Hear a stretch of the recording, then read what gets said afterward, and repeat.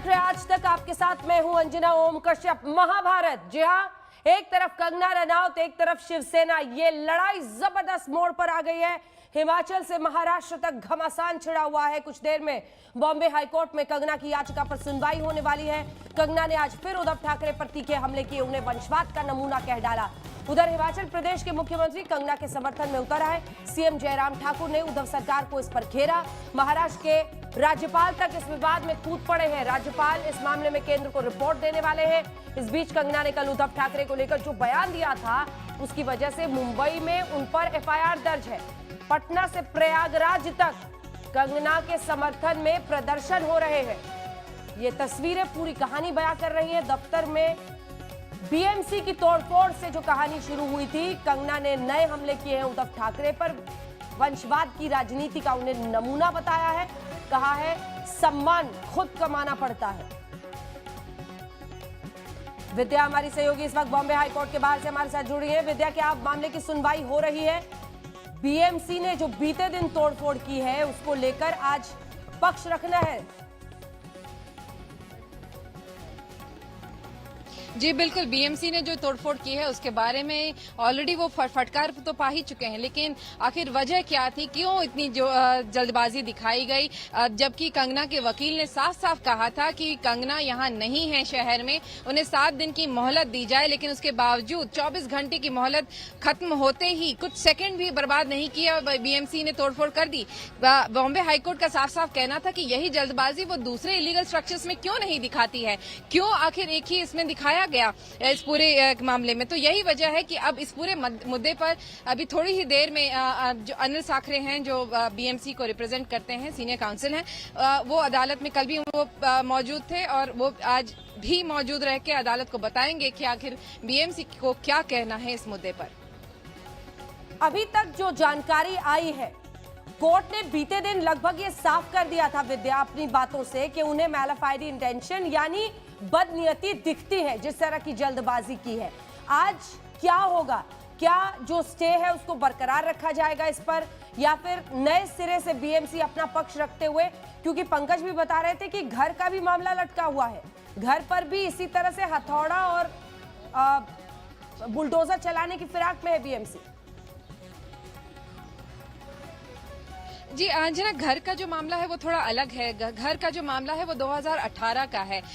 2013 के आसपास जो कंगना रनौत है, इन्होंने घर खरीदा था और उसी समय जो बीएमसी है उनको कुछ इलीगैलिटीज नजर आई थी। ये सिर्फ कंगना के फ्लैट में नहीं है, बल्कि उस पूरी बिल्डिंग में कई सारे फ्लोर्स पर है, ऐसा बीएमसी ने खुद ने कहा है। और यही वजह है कि उस सोसाइटी है उस बिल्डिंग की, उसने पूरे ने अदालत को अप्रोच किया था और इस पे स्टे लग गया था। अब बीएमसी ने मंडे को यानी सोमवार को जाके ये कहा कि हमें ये स्टे हटवाना है, लेकिन अभी भी उसमें 2 हफ्ते का समय है। तो अभी वो फिलहाल अंजना, उनके लिए चिंता नहीं है कंगना रनौत को। कंगना रनौत को सबसे बड़ी चिंता यही है कि आखिर अगर जो आज अदालत में अगर कुछ हो गया उल्टा सीधा, अगर बीएमसी कन्विंस कर पाई अदालत को कि उनका जो भी जो कदम था वो सही था और वो कोई मैलिफाइड इंटेंशन नहीं था, तो हो सकता है कि जो कार्रवाई अदालत ने अब तक रोकी थी तो हटा दे। लेकिन वो हमें कार्रवाई जो भी होगी अदालत की, वो थोड़ी देर बाद ही पता चलेगी, क्योंकि अभी तो सुनवाई शुरू ही हुई है। दो बातें विद्या, 2 बातें। एक तो बीएमसी की तरफ से और तमाम लोगों की तरफ से जानकारी, शिवसेना के भी जो प्रवक्ता आ रहे थे बता रहे थे कि इस दफ्तर को लेकर पहले भी बीएमसी ने कई बार बीते वर्षों में नोटिस दिया है। इसके बारे में आपके पास आधिकारिक रूप से क्या जानकारी है? क्या इस तरह के नोटिस पहले भेजे गए हैं? क्या बीएमसी उन नोटिस को आज रख रही है? और दूसरी तरफ, जब हाईकोर्ट ने भी कहा है कि ये बदनीयती में, जल्दबाजी में किया गया है, तो क्या इसके लिए नुकसान का दावा भी आज कंगना के वकील ठोक सकते हैं? विद्या, देखिए, मैंने रिजवान सिद्दीकी से सवेरे बात की थी तो उन्होंने कहा था वो बिल्कुल इस पूरे मामले में दावा जरूर ठोकेंगे, जिस तरह से, क्योंकि अगर बीएमसी को तोड़फोड़ करनी ही थी तो वो जो इलीगल कंस्ट्रक्शन था उसको करता। वो उन्होंने शैंडलियर से लेकर उनके जो फर्नीचर हैं, आर्टिफैक्ट्स हैं, उनको तोड़ने की क्या जरूरत थी? उसकी भरपाई के लिए वो जरूर मूव करेंगे अदालत। ये फोरम नहीं है, अलग फोरम है, इसलिए वो वहां जाएंगे, लेकिन अदालत को इस बात की बात जरूर रखी जाएगी। इसके अलावा जो आपने पहला सवाल पूछा कि क्या उनको नोटिस दिए गए थे। बीएमसी का कहना है कि उन्होंने नोटिस दिया था। रिजवान सिद्दीकी से जो मेरी बात हुई है उनका यही कहना है कि फिलहाल उसके बारे में उनको ज्यादा जानकारी नहीं है, लेकिन वो अभी भी यही कह रहे हैं कि अगर कोई भी पहले भी दिया गया नोटिस, इसका मतलब ये नहीं कि आप सडनली आप अचानक आते हैं और 24 घंटे के नोटिस में आप कहते हैं कि घर खाली करो और तोड़फोड़ करो। तो इसकी वजह से वो इस लीगल नोटिस को उन्होंने इसी ग्राउंड पर चैलेंज किया है कि ये जो नोटिस अभी जो दी गई है वो बहुत ज्यादा शॉर्ट नोटिस थी और इतने जल्दबाजी में ये एक्शन लिया गया है, ये गलत था और यही कोर्ट ने भी देखा और इसी पे कल आदेश हुआ था स्टे का।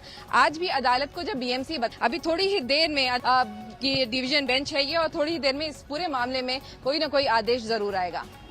पंकज, गर्मी बहुत है मुंबई में, ये आप लोगों को देखकर ही समझ में आ रहा है, लेकिन सियासत का से जब भी संजय राउत से होते हुए मामला उद्धव ठाकरे तक पहुंच गया है, थाने में शिकायत कंगना किया, उसको तो तोड़ दिया, लेकिन साथ ही साथ जो अलग बाकी चीजें थी उनको भी ध्वस्त कर दिया। यानी जो हम बात कह रहे थे कि एक स्टेटमेंट भी तो था, एक सिग्नल भी तो देना चाह रही थी शिवसेना बीएमसी के माध्यम से कि अगर मुंबई में रहना है तो यहां पर शिवसेना के छत्र छाया में ही रहना पड़ेगा और अगर कंगना रनौत की तरह कोई बयानबाजी करता है, इस छत्र छाया से बाहर निकलने की कोशिश करता है तो शिवसेना अपनी पुरानी स्टाइल में एक्शन लेगी।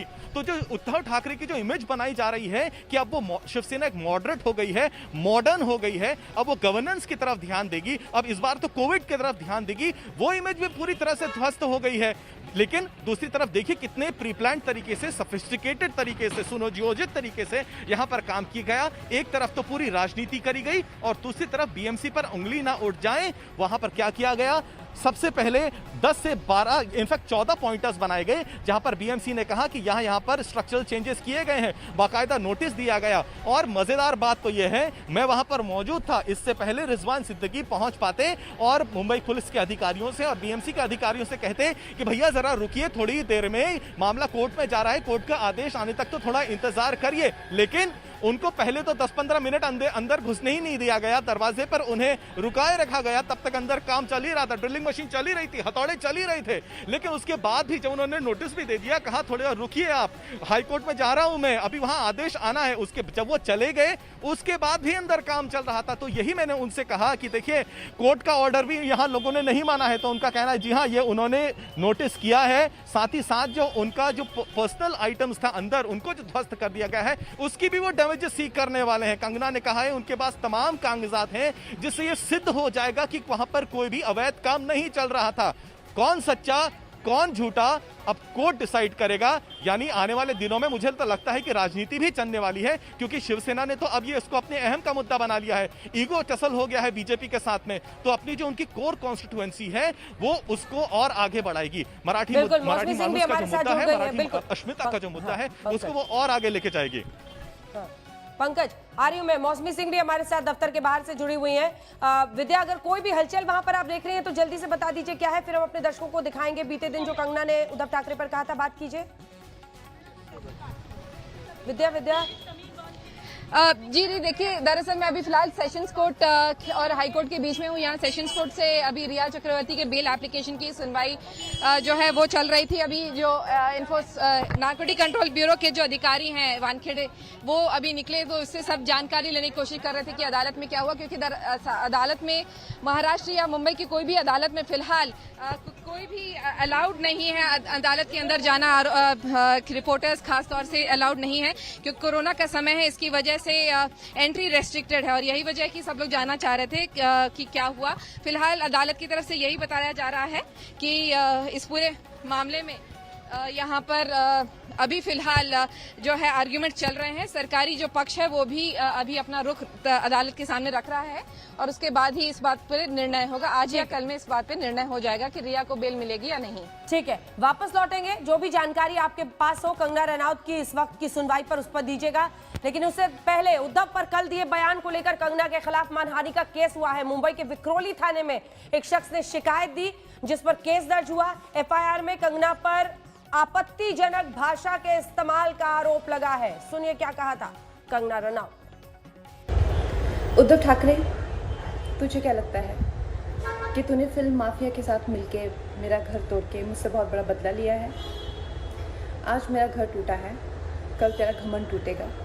ये वक्त का पहिया है, याद रखना। हमेशा एक जैसा नहीं रहता।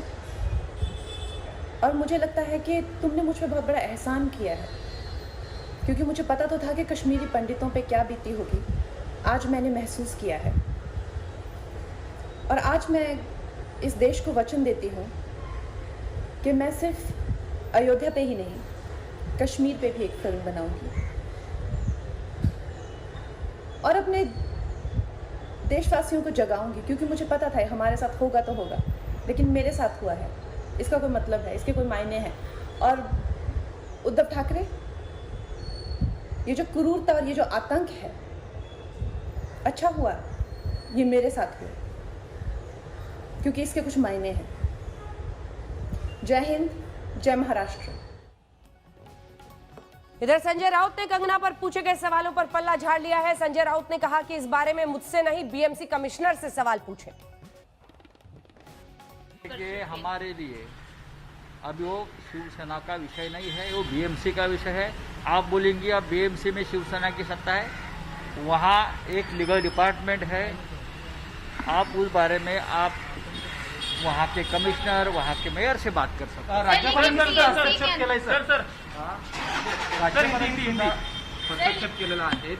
मला माहित नाही।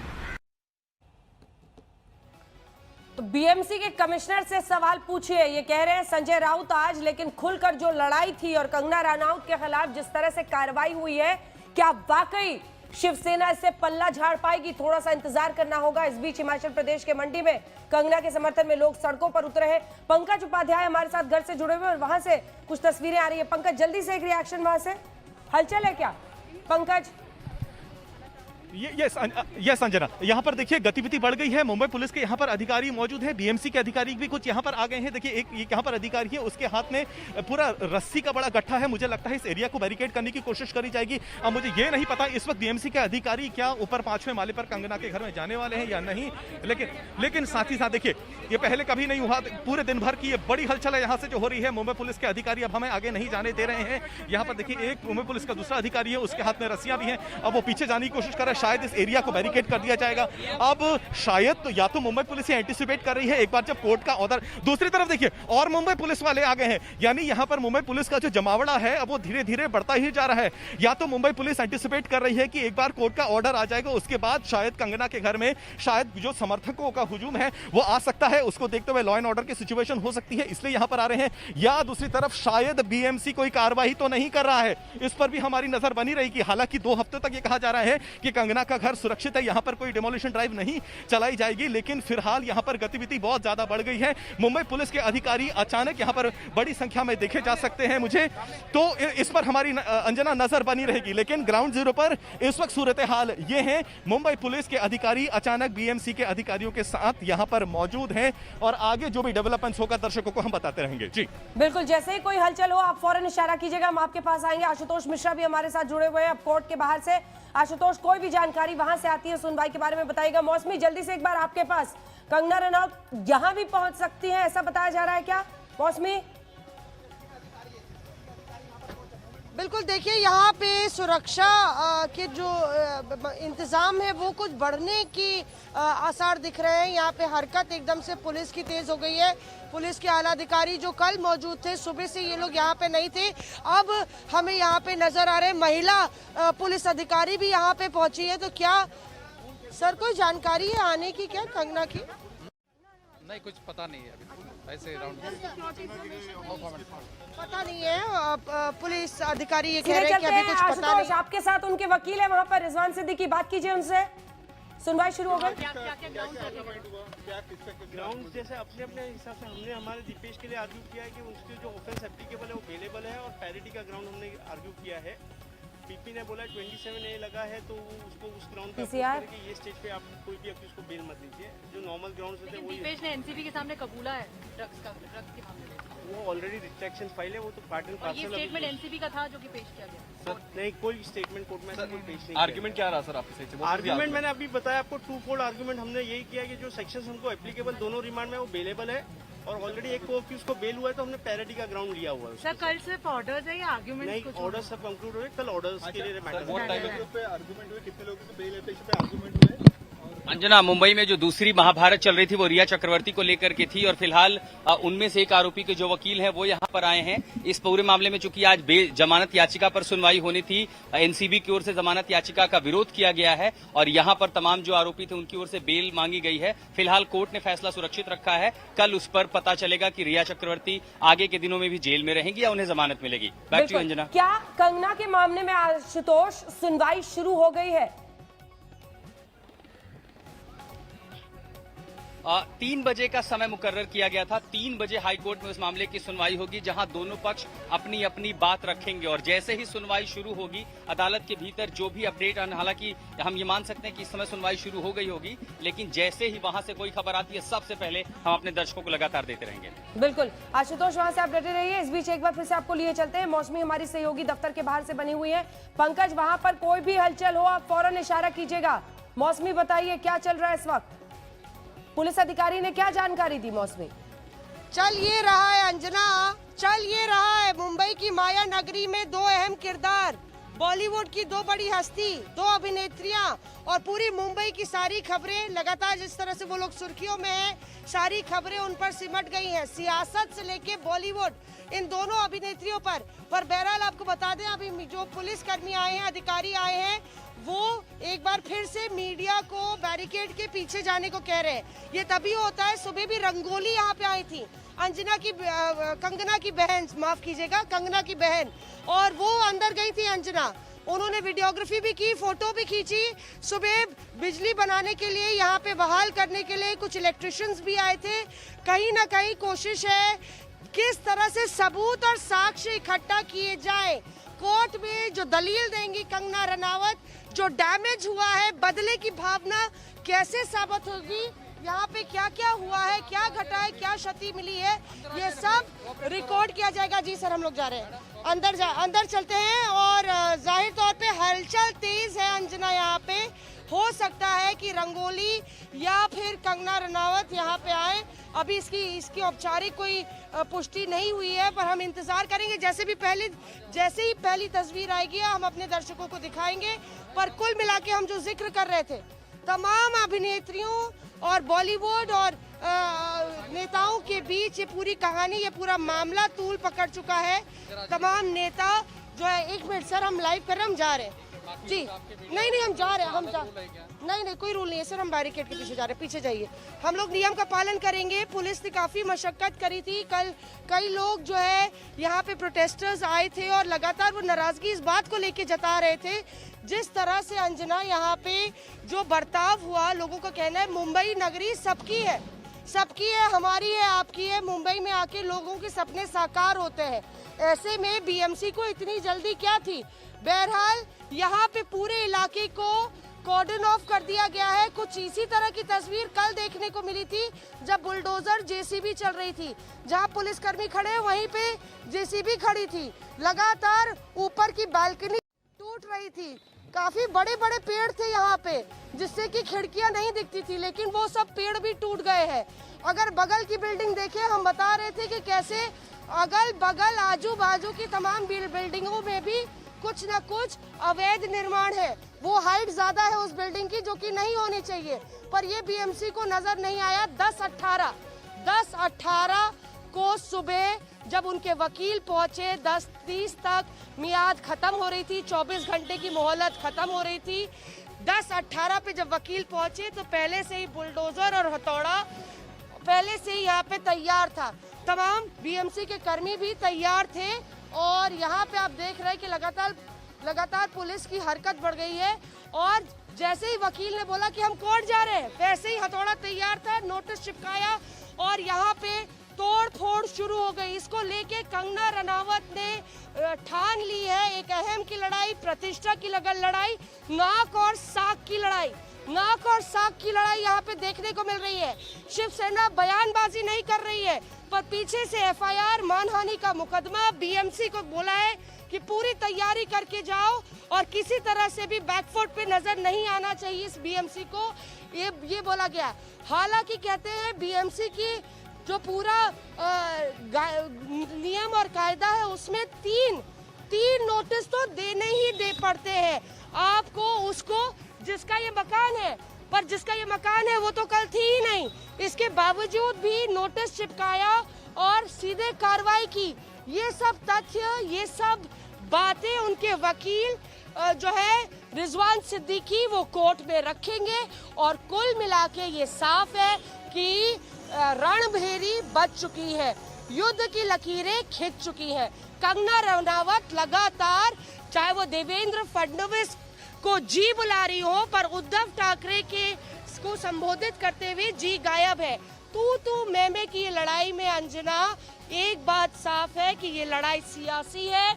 आज कंगना रनावत ने अपने ट्वीट में ये भी कह दिया कि शिवसेना ने जो गठबंधन किया सरकार बनाने के लिए, उस पर भी उन्होंने निशाना साध दिया। एक तरफ शिवसेना पल्ला झाड़ रही है, कह रही है कि ये तो बीएमसी की कार्रवाई है, दूसरी तरफ कांग्रेस पार्टी को भी लगता है कि नहीं, अपने सहयोगी का भी साथ देना पब्लिसिटी के तौर पे, संदेश देने के तौर पे और संवेदनशीलता के तौर पे, पार्टी की इमेज के तौर पे सही नहीं होगा। तो उसने गैग ऑर्डर जारी कर दिया है, तमाम नेताओं को बोला है कंगना के मसले पर महाराष्ट्र के नेता नहीं बोलेंगे। दिल्ली पार्टी हाईकमांड से ये आदेश जारी किया गया है।